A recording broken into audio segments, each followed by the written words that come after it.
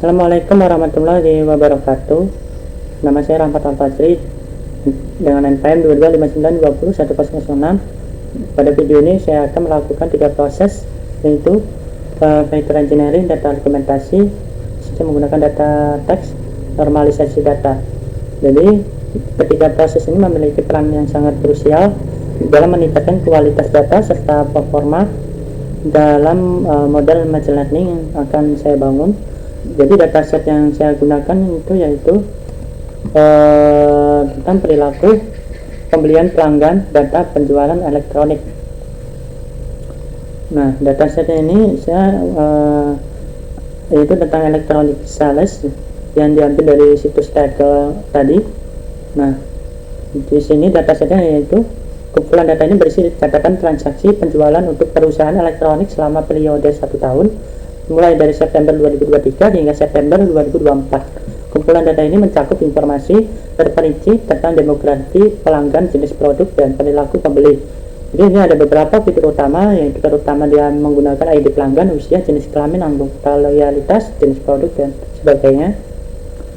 Nah, catatan data asli yang dihasilkan memiliki jumlah tepat 50% untuk jenis kelamin dan loyalitas. Dia telah menyesuaikan untuk distribusi yang lebih realistis.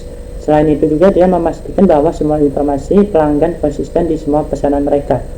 Nah, statistik datanya ini dia ada barisnya ada 20.000, periode waktunya itu ada dari bulan September 2023 hingga September 2024. Nah, jenis produknya ini meliputi berbagai perangkat elektronik seperti ponsel pintar atau handphone, laptop, tablet, dan jam tangan pintar atau jam tangan LCD yang biasa sentuh, layar sentuh. Kemudian penafian ini, kumpulan data ini dibuat untuk tidak mewakili transaksi dunia nyata atau pelanggan yang sebenarnya. Ini hanya fiktif, dibuat untuk tujuan analisis dan pemodelan. Jadi di sini tujuannya untuk menganalisis. Pada fitur engineering ini, dimana saya akan mengelola data mentah untuk menciptakan fitur-fitur baru yang dapat memberikan informasi lebih baik bagi model. Jadi yang kedua ini ada data argumentasi yang bertujuan untuk memperbanyak variasi data sehingga model menjadi lebih baik, lebih tangguh dan tidak terlalu tanggung pada tidak terlalu tergantung pada data yang terbatas. Kemudian terakhir, normalisasi data ini yang membantu menyeimbangkan skala data agar setiap fitur memiliki pengaruh yang proporsional dalam proses pembelajaran model. Dalam proses ini saya akan menggunakan beberapa pustaka seperti di sini Pandas, kemudian Skipler. Nah, ini untuk memproses data dan melakukan analisis sederhana pada hasil yang diperoleh. Jadi saya akan melihat perubahan data setelah melalui setiap proses tersebut dan membahas bagaimana perubahan ini dapat mempengaruhi performa dalam model machine learning yang akan saya buat. Langsung aja masuk ke dalam Google Colab-nya.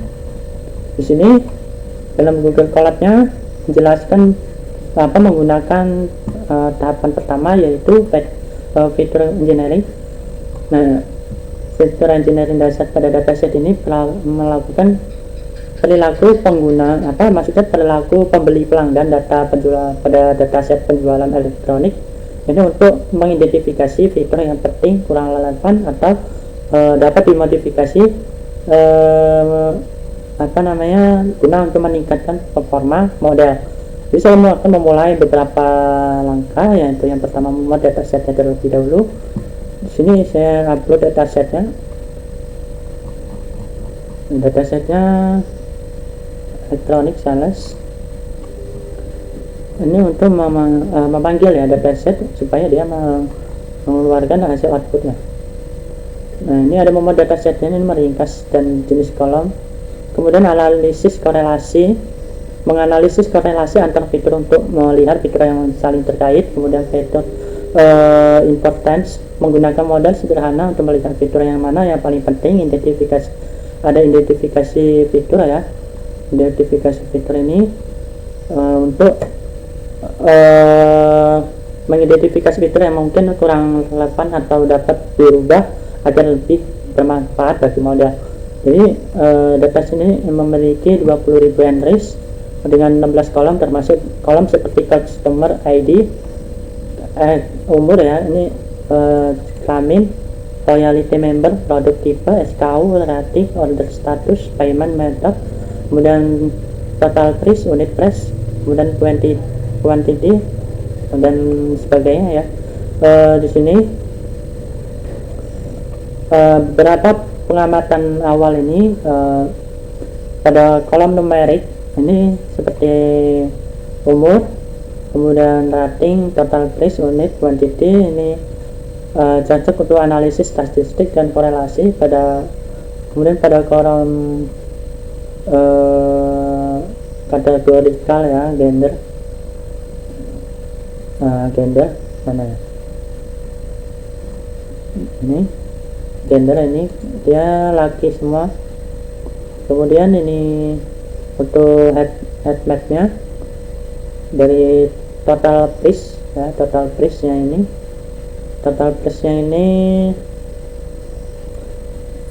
dan quantity ya, dan total price dan quantity ini dia memiliki korelasi positif yang kuat, itu 65%.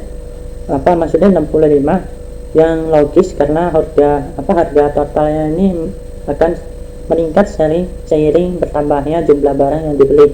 Kemudian total price dan unit price nya ini dia memiliki korelasi yang cukup tinggi, yaitu dia ada sekitar 0,67. Ini menunjukkan bahwa produk dengan harga satuan lebih tinggi kemudian besar kemungkinan ini berkontribusi lebih besar pada total harga. Jadi yang rating ini memiliki korelasi negatif ya, dengan total price dan unit price nya, meskipun korelasinya tidak terlalu kuat. Untuk fitur pentingnya fitur ini ada fitur unit price nya, ini kepentingannya. Ini unit price nya ini paling memiliki kontribusi besar ya terhadap rating, yang mengindikasikan bahwa harga satuan produk kemungkinan berpengaruh kuat bagaimana pelanggan memberikan peringkat. Kemudian ada customer ID dan forecast date. Ini forecast date memiliki nilai kepentingan yang cukup tinggi, namun customer ID biasanya ini bukan prediktor yang signifikan yang seringkali bisa diabaikan. Kemudian ada age atau umur, kemudian add-on total, ini bisa menjadi indikasi bahwa umur pelanggan dan jumlah biayanya. Ini biaya tambahan mungkin relevan dalam menentukan peringkat. Jadi pada model ini memberikan nilai MSE nya ini mean squared error itu sebesar 2375 pada data pengujian ya. Data pengujian ini menunjukkan bahwa masih ada ruang untuk perbaikan dalam pemilihan fitur seperti customer ID, ini dapat diubah atau diabaikan. Selanjutnya ini saya melakukan beberapa teknik transformasi fitur pada dataset. Pembuatan fitur baru ini membuat fitur harga per unit, encoding variabel kategorikal menggunakan one hot encoding pada variabel kategorikal, transformasi logaritmik ya, kemudian melakukan transformasi ini. Nah ini outputnya, visual dari distribusi total price sebelum transformasi log, kemudian ada distribusi total price setelah transformasi log. Nah, histogram ini menunjukkan bahwa transformasi log berhasil mengubah distribusi total price yang menjadi lebih simetris, yang dapat membantu meningkatkan performa model dengan mengurangi pengaruh data pencilan. Ini menunjukkan bahwa fitur total price-nya ini sebelum dan sudah transformasi logaritmik ini yang sebelah kiri ini yang distribusi sebelum transformasi lognya ini distribusi awal yang tidak simetris. Jadi total place ini memiliki distribusi yang miring ke kanan ya, miring ke kanan. Namanya ini kalau nggak salah Redscape ya. Hal ini misalnya ditandai dengan banyaknya data yang berkumpul pada nilai rendah sekitar 0 sampai 2000 dan secara bertahap menurun untuk nilai yang lebih tinggi.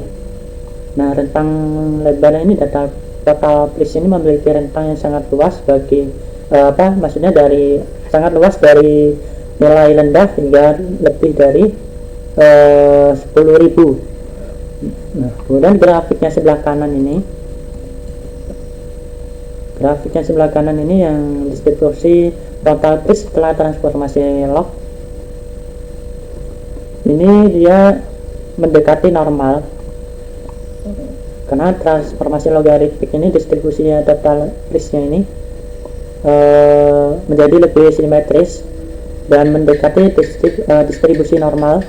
Data yang sebelumnya terkonsentrasi pada nilai rendah sekarang tersebar menjadi lebih rata. Distribusi yang lebih simetris seperti ini lebih mudah diolah oleh model machine learning dan cenderung ini memiliki meningkatkan performa model. Jadi dia dari 0, 3 sampai 9. Jadi mengapa sih transformasi ini penting? Karena ini untuk mengurangi skewness atau kemiringan. Distribusi yang mendekati normal akan membantu model untuk memahami pada dalam data yang lebih baik dan juga meningkatkan stabilitas dan akurasi model yang lebih sensitif terhadap skala seperti Kanner network, SFN atau neural networks ya. Akan bekerja lebih optimal dengan data yang memiliki distribusi simetris dan juga mengurangi pengaruh outliers. Transformasi logaritmik mengurangi pengaruh outliers atau nilai ekstrim yang mungkin mengganggu performa model. Visualisasikan perbedaan dataset sebelum dan setelah proses vector engineering. Nah, jadi di sini distribusi total place sebelum dan setelah transformasi log. Kemudian di sini ya ini ini dan distribusi dari total place memiliki scale yang kuat ke kanan ya, yang menandakan adanya data yang nilai pada data lega. Kemudian data grafik yang kanan ini setelah transformasi log ini distribusi ini menjadi lebih simetris dan mendekati distribusi normal. Transformasi ini membantu menstabilkan variasi dan mengurangi scale yang bermanfaat untuk algoritma yang lebih sensitif terhadap distribusi data. Kemudian ada distribusi add-on total sebelum dan setelah transformasi log. Dan grafik kiri ini sebelum transformasi log ini distribusi add-on total sangat skewed dan skewed ke kanan ya, kemudian dengan sebagian besar itu nilainya berada pada nilai rendah. Nilai rendahnya gini bisa dilihat dan hanya sedikit yang memiliki nilai tinggi. Kemudian yang grafik kanan ini setelah transformasi ini distribusi menjadi lebih rata dengan menjadi rata dengan pola distribusi yang lebih normal. Transformasi ini membantu menyebarkan data secara lebih merata yang dapat memudahkan analisis lebih lanjut atau pemodelan. Di sini ada distribusi produk tipe sebelum encoding dan ini setelah. Nah, di sini data aslinya itu ada produk tipe, kemudian produk tipe laptop, smartphone, smartwatch, kemudian tablet atau tab. Nah, masing-masing kategori memiliki jumlah data yang berbeda. Paling tinggi ini smartphone itu ada 6000 kategorikal ya ini.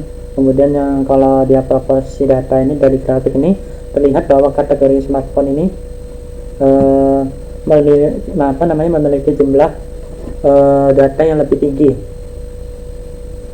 dan paling banyak ya.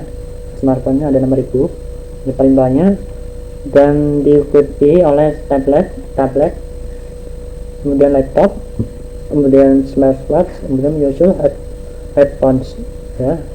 Jadi yang paling tinggi itu adalah smartphone. Kemudian di sini ada list ya, distribusi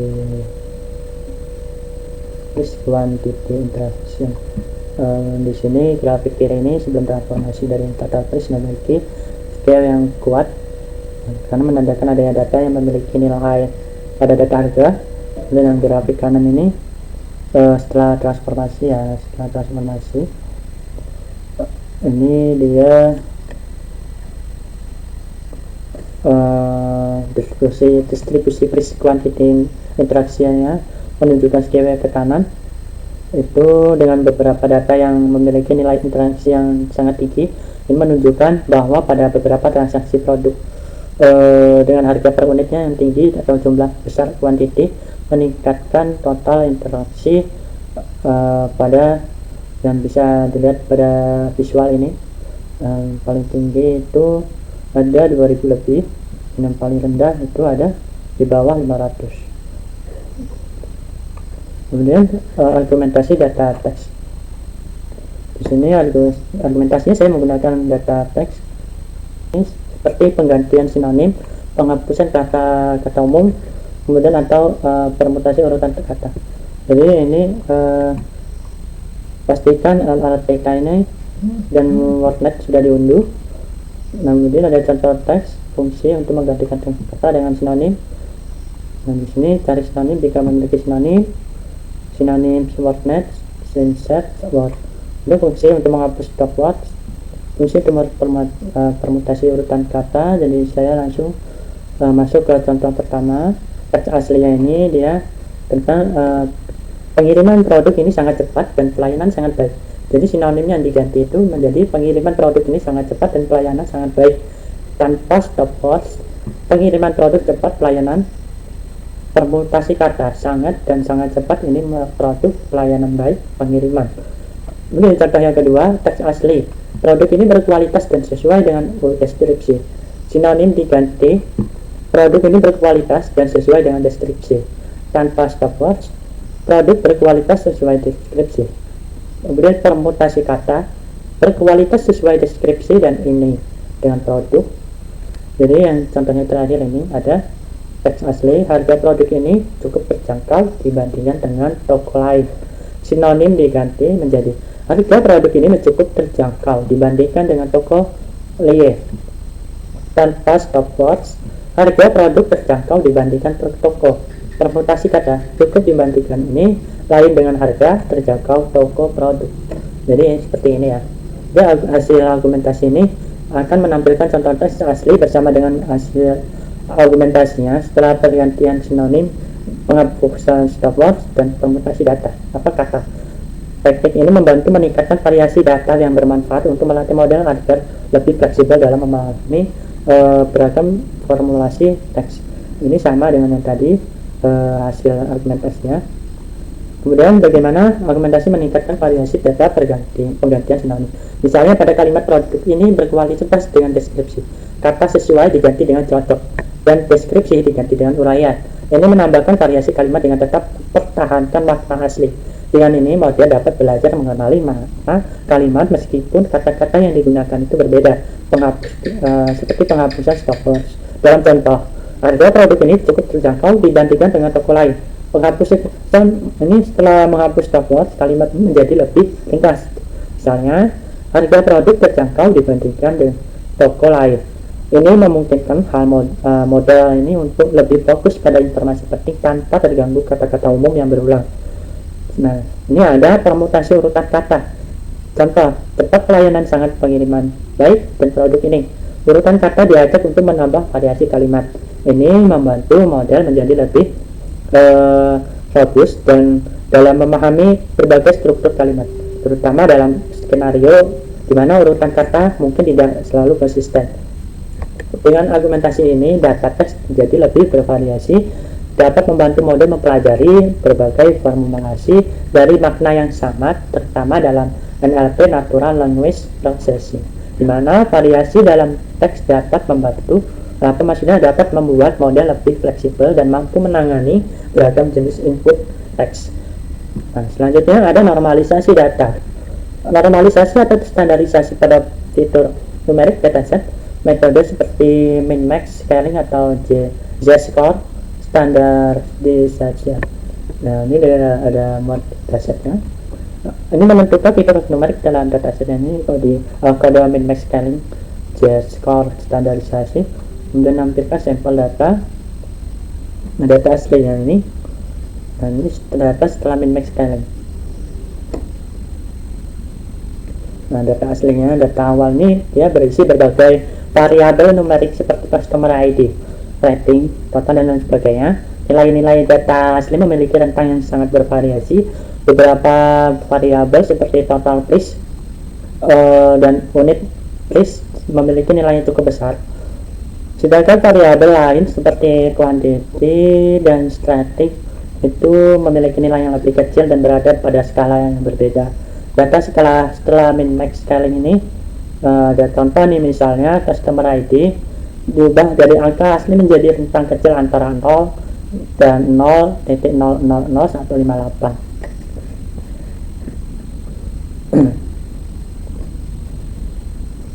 Kemudian di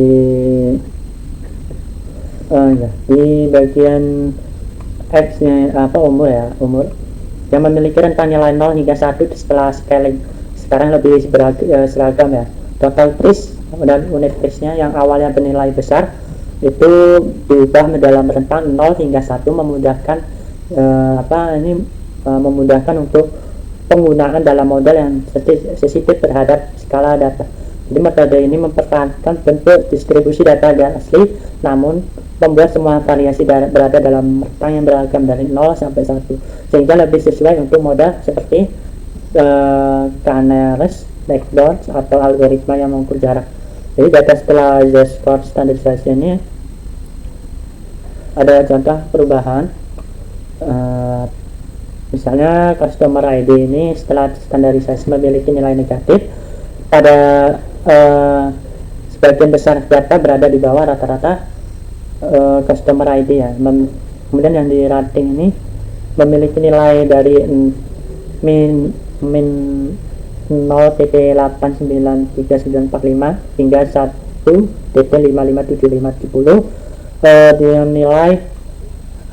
nilai standar yang bervariasi ya. Dia ada nilai-nilai bervariasi. Total price dan unit price juga memiliki nilai yang berkisar antara positif dan negatif, mencerminkan deviasi dari rata-rata mereka ini.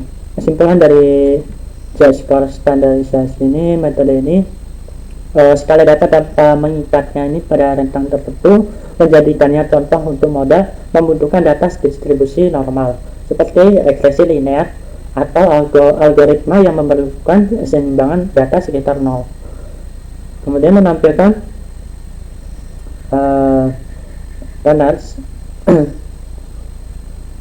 Canary ini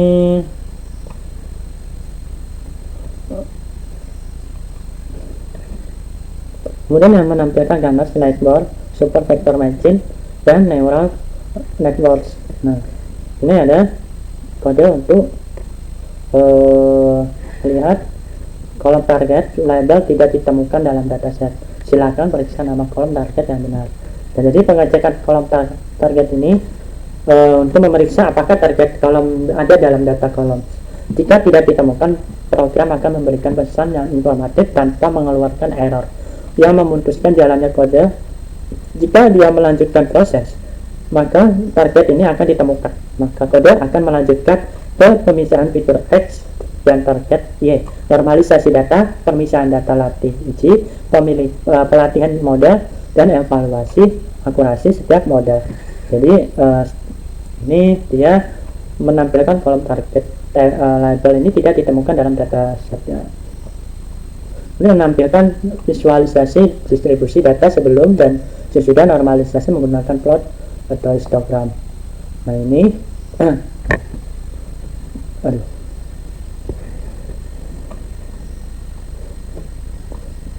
nah, sebelum dan sesudah normalisasi customer ID, kemudian ada age, kemudian rating, total price, unit price, quantity, add-on total. Jadi yang pertama ini customer ID ini sebelum normalisasi dia tersebar level rata di berbagai rentang angka tanpa ada pola khusus. Jadi setelah dinormalisasi, distribusi ini tetap seragam meskipun dia rentang nilai telah diubah antara 0 sampai 1, dari 0 sampai 1. Kemudian yang age ini umur. Sebelum normalisasi, data age atau umur ataupun usia memiliki distribusi yang hampir merata di berbagai kelompok umur. Nah, setelah normalisasi, distribusi ini tetap serupa namun nilainya dinormalkan dalam skala 0 sampai 1. Kemudian yang rating sebelum normalisasi menunjukkan bahwa sebagian besar nilai berada di sekitar 3 dengan sedikit data di angka 1 dan 5. Kemudian setelah normalisasi, distribusi usia tetap serupa namun nilainya dinormalkan dari 0 sampai 1. Nah, jadi kesimpulan dari ini, normalisasi tidak mengubah pola distribusi usia, hanya menyesuaikan skala skala ke rentang yang seragam.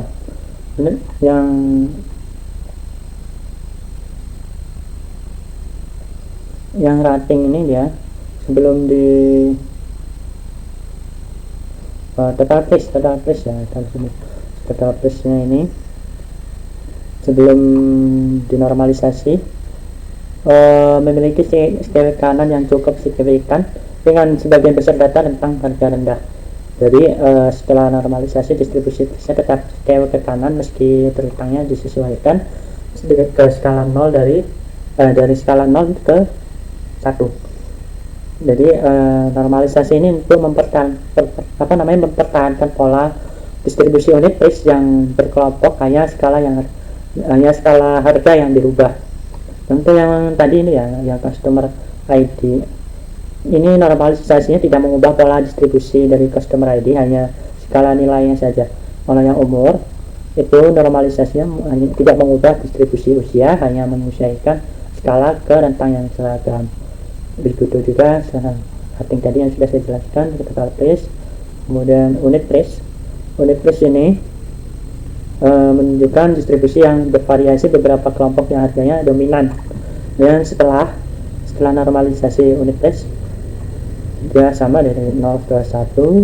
Ini mempertahankan pola distribusi unit price yang berkelompok, hanya skala harga yang dirubah.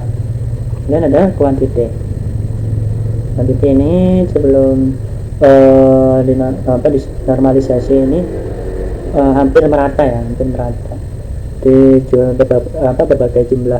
Jadi setelah normalisasi itu sama distribusinya serupa, nanti hanya 0, skala 0 sampai 1. Ini jadi normalisasi ini tidak mempengaruhi distribusi quantity, hanya skala yang disesuaikan. Jadi untuk yang terakhir ini, yang sebelum ini, totalnya memiliki skala ke kanan yang dengan sebagian besar data berada di nilai rendah. Kemudian yang setelahnya kanan namun dengan skala yang telah dinormalkan. Jadi skala pada add-on total tetap ada setelah dinormalisasi, hanya rentangnya aja yang berubah. Oke, ini aja ya, itu aja yang Fadri sampaikan.